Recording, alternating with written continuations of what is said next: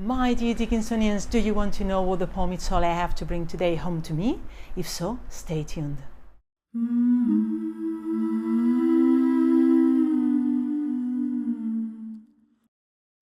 I'm beyond excitement to tell you about this song because this is the poem and the tune which gave me the idea of starting the Dickinson Tunes. In fact, this song was meant to be the first one to be released in the channel, but due to a series of unfortunate events, the video could not be ready in time. But let me tell you how everything started. It was a relaxed Sunday with not a lot to do, and then I thought, hey, Esther, one day you said that it would be nice to set Emily Dickinson's poems to music, just for fun, to practice composition. The music could be simple, just piano and voice. You can choose the shortest poems. Why not to start today? And so I did. I read through the list of Emily's poems that I had selected and...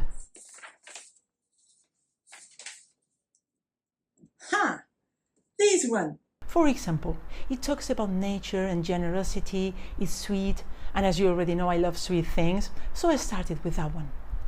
The first thing I did was to look for a nice chord progression. I tried different ones though, but I ended up with this one.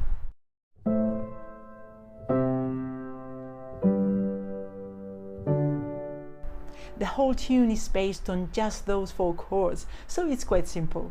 It's simple, yes, but don't you know that sometimes the most simple things are the most beautiful?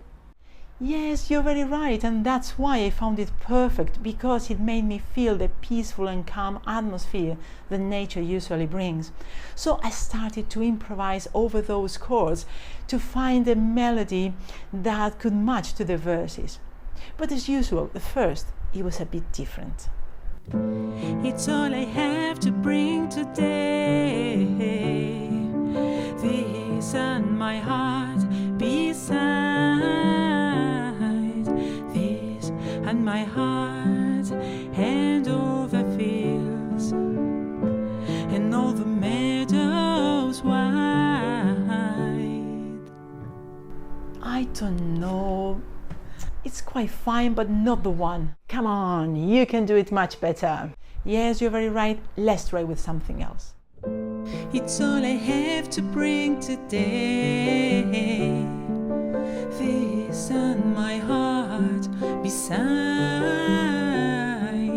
this and my heart and all the fields and all the meadows wide.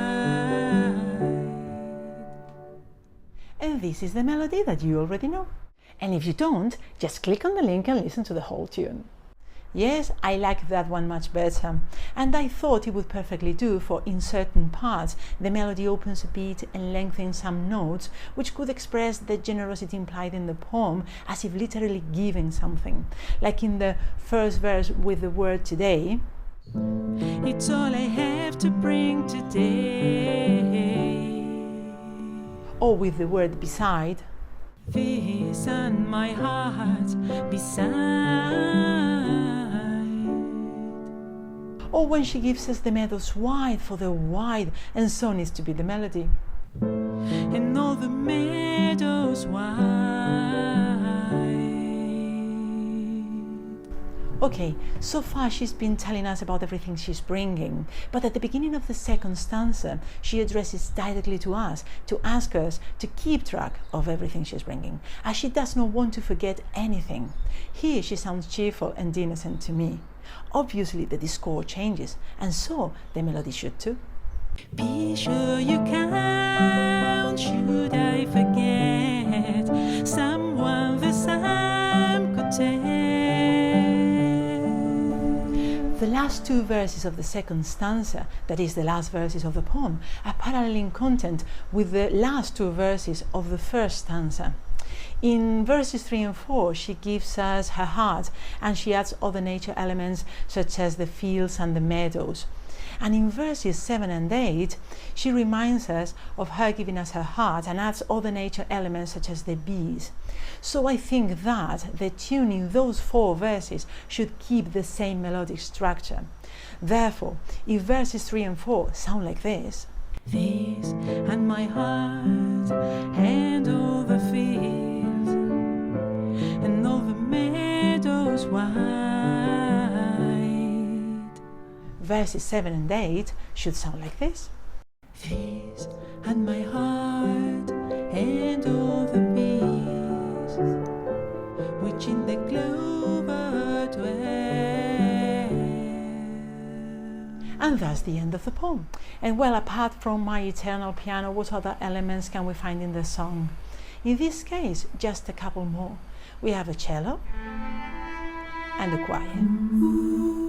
For when listening attentively to the poem, I could clearly distinguish, of course, some bees, but also other hidden flying buzzing buggies, which hummed their melodies to me, translating them into cello tremolos and glissandos. It's all I have to bring today, this and my heart beside, this and my heart and all the fields and all the meadows wide. And also into staccato voices which draw the flighty movements of these little creatures. These and my heart and all the peace which in the clover dwell. Also, the cello and the choir become the focus in the instrumental part, which makes me evoke a magical universe suspended in time and space, where past, present and future happen at the same time, at the same place. What have you been drinking? Life. I've been drinking life. Like Emily Dickinson once said, I taste a liquor never brewed. Read that one. But it's true. Just listen.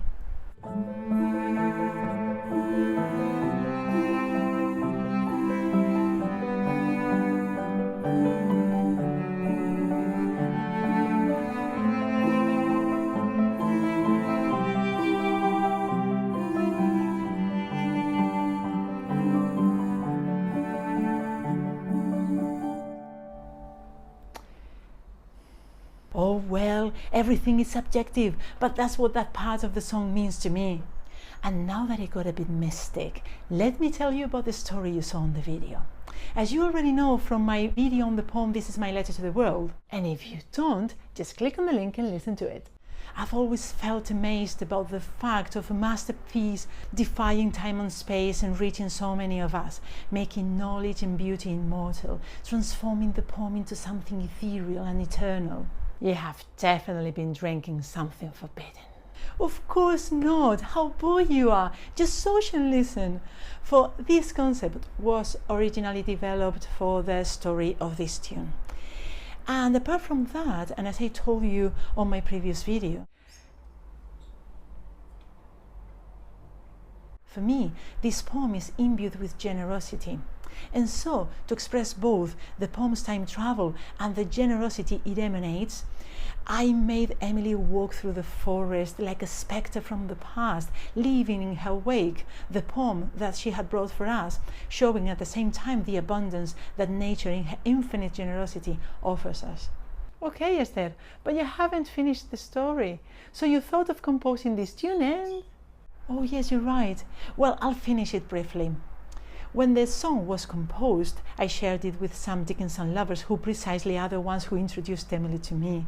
They liked it very much and they thought that perhaps my music could match really well to her words. And so the Dickinson Tunes was born. That simple. And if you want to listen to a more romantic and literary version of the story, just click on the link and enjoy it. And well, this is it. This is all the poem. It's all I have to bring today home to me. I hope you enjoyed the whole process. If so, please don't forget to leave a like, comment and subscribe if you're still not. I shall see you again very soon with more Emily and more music. Take care and stay tuned.